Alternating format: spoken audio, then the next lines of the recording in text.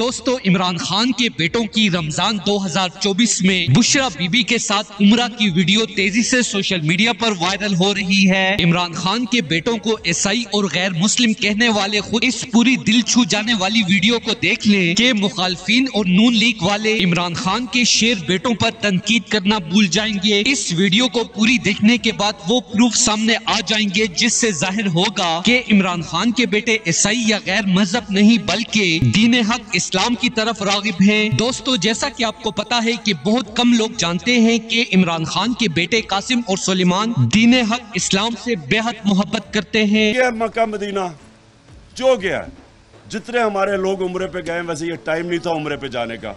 नादान गिर गया सजदे में जब वक्त क्या आया। टाइम था यहाँ, मुझे नहीं शौक उम्रे जाने का, बाहर मैं क्यों यहाँ उस दिन का बैठा हुआ।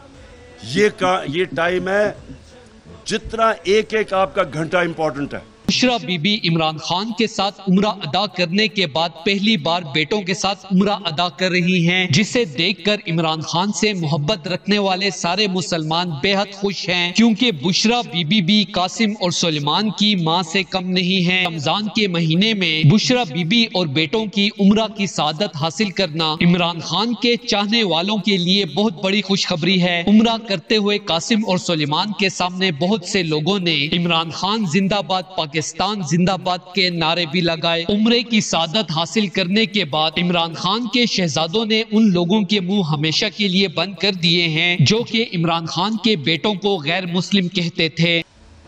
आप मुल्क की तकदीर बदलने निकले हैं।